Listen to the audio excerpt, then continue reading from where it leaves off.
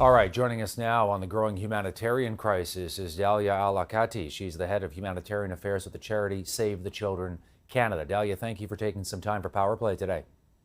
Thank you for having me, Todd. First, the order by Israel for 1 million Palestinians, give or take, to get out of northern Gaza. Can I get your reaction to that? Well, we're deeply alarmed by the evacuation order that was issued by the Israeli military. The evacuation or the movement of 1 million people in what is a very small area is certainly concerning and has dire consequences, especially for children. The Gaza Strip is 365 square kilometers with a population of 2.4 million people. The evacuation of 1 million people is near impossible, and it is currently not safe for people to be moving around. The United Nations has said it is impossible to do that. What will it mean, do you think, for the larger humanitarian crisis, which I know your group is following very closely, Dalia? Well, the current humanitarian situation in Gaza is already quite concerning. There are, as of this evening, there is 1,900 people killed, 614 of which are children. There's 7,696 people injured. We have 400,000 people that have fled their homes, 20,000 of which are sheltering in schools, and most have no access or limited access to food and water. People have been moving around for days trying to find safety, but what's safe in one moment is not safe in another. So the situation is really already quite bleak. An evacuation of 1 million people in a very small area that is already unsafe it is really of large concern. We're going to show our viewers a map of the area, Dalia, just to give them a sense of what we're talking about here. The northern part of the Gaza Strip does include Gaza City with a population of about 600,000 people. We see Khan Yunis, a major urban center in the south.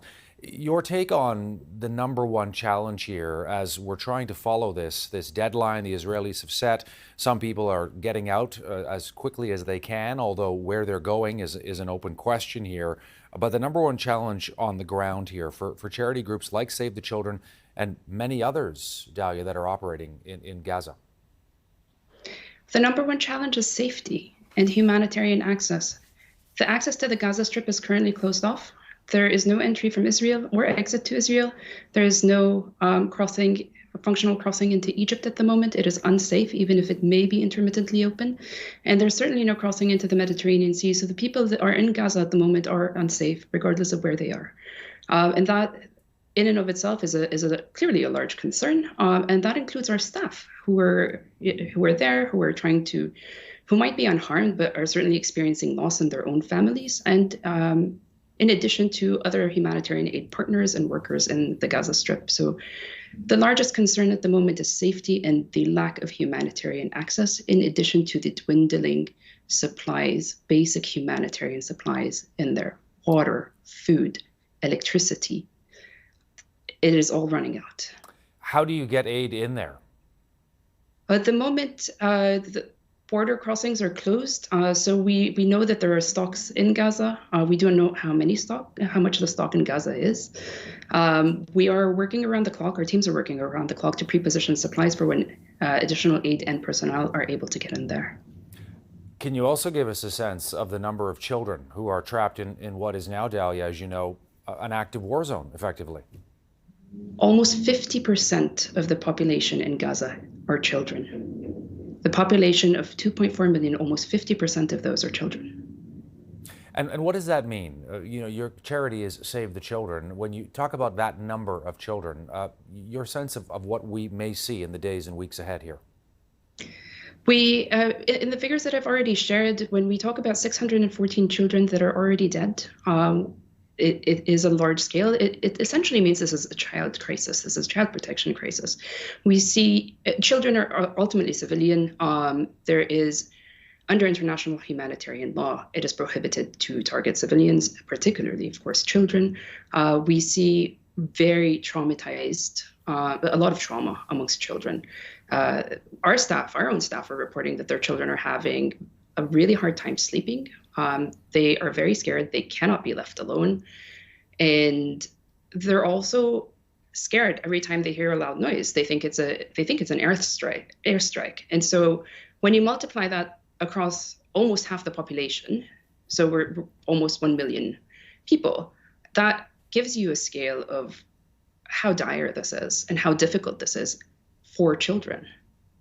We know Israel has said that Hamas is using civilian infrastructure, schools, other places to store weapons, using humans as shields effectively. I want to get your reaction to that. Israel has said, look, we've sent out this evacuation order. We're trying to save as many civilians as possible. We're giving them notice to get out because we are planning to go in all likelihood. Just how you would characterize that based on the work you do for a charity. From a humanitarian perspective, respect for international humanitarian law is paramount, and that includes not targeting civilians or civilian infrastructure. And I think that's really quite critical. As well as I mentioned, 1,900 dead, 614 of which are children, Palestinian citizens of Gaza. The respect for international humanitarian law by parties to a conflict is really critical. Save the Children is calling for respect to international humanitarian law. It's also calling for unfettered humanitarian access so that we can reach civilians in need where they are. Do you get any sense that the Israeli government is now aware and is now thinking about allowing humanitarian corridors into Gaza to try and either get aid in or get some of those civilians out of the region? No real sense, to be quite frank. We continue, so Save the Children and other partners continue to call on parties to a conflict to ensure that there's essentially that there's a humanitarian pause, that we're able to deliver aid. But as I said, Gaza and the small territory that is the Gaza Strip is currently under blockade. Dalia, thank you for taking a bit of time for us here on Power Play today to share your thoughts. Much appreciated. Thank you. Dalia.